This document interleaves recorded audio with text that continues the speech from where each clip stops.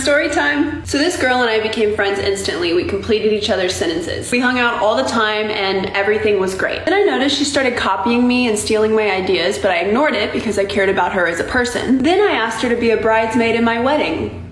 She said yes and lied to me a week before the wedding, saying that her hotel and flight were booked. Right before the wedding, she calls me and says she can't make it because she can't afford it. I offered to pay for everything, her flights, hotel, everything. All she needed to do was come.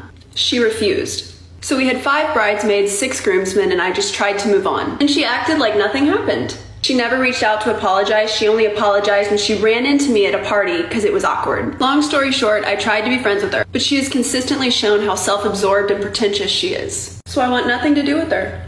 Like this video if you want more story times. My best friend was toxic. Story time. Growing up, I had this best friend who we're gonna name Keisha. And since my mom died when I was a baby, Keisha's mom kind of stepped up and became a motherly figure to me. And even though I appreciated it, I don't think Keisha did. Because she would always make these rude comments like, she's not your real mom, or she doesn't love you as much as she loves me because I'm her actual daughter. And it really bothered me, but I chose to ignore it because I loved Keisha's mom like my own mom. So this one time on Mother's Day, I was at Keisha's house hanging out with her and her mom. And Keisha had this really bad attitude just because I was there. Her attitude was so bad that I didn't even want to be there. So eventually I asked if I could go home, but Keisha's mom said I didn't have to and not to let Keisha's attitude ruin our day.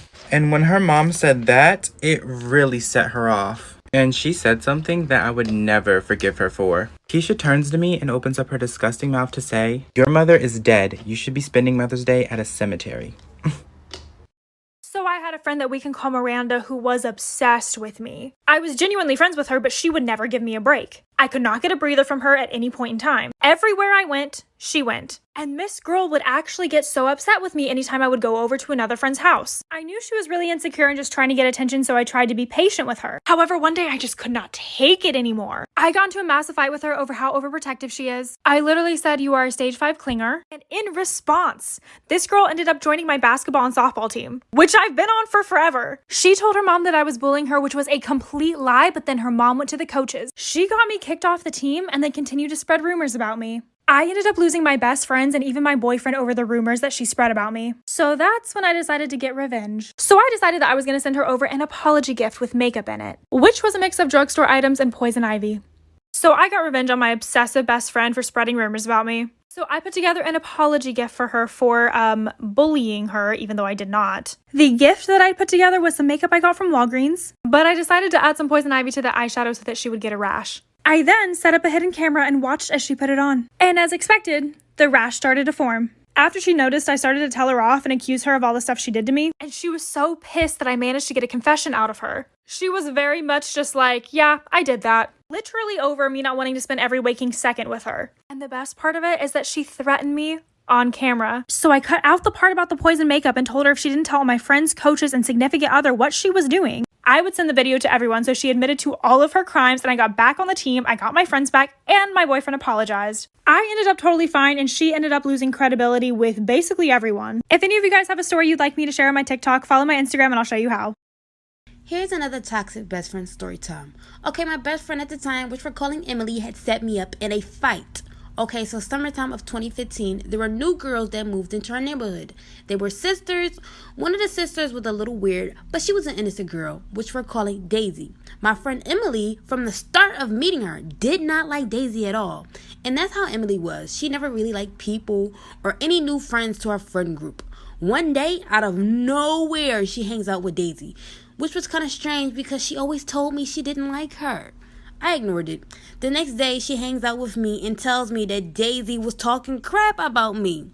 When Emily told me, I brushed it off. But then she told me if I didn't confront her, I'd look weak and a punk. So me wanting to prove that I wasn't weak, I confronted Daisy.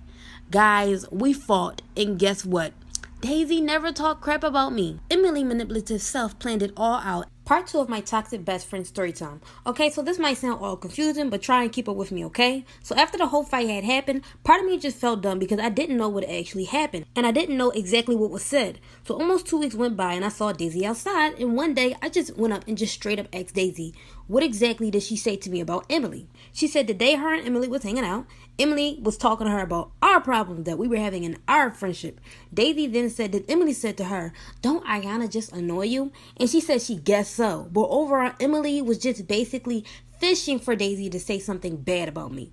When in reality, Daisy wasn't paying me no mind. I then go to Emily and told her what Daisy had told me. She laughs, and I'm just sitting here all confused. You're not going to even believe what she told me. She says, I was bored and the block was dry, and that it was just a joke. At the time, I don't know why I let it slide, but now that I think of it, that's crazy how she was able to play with my emotions like a toy.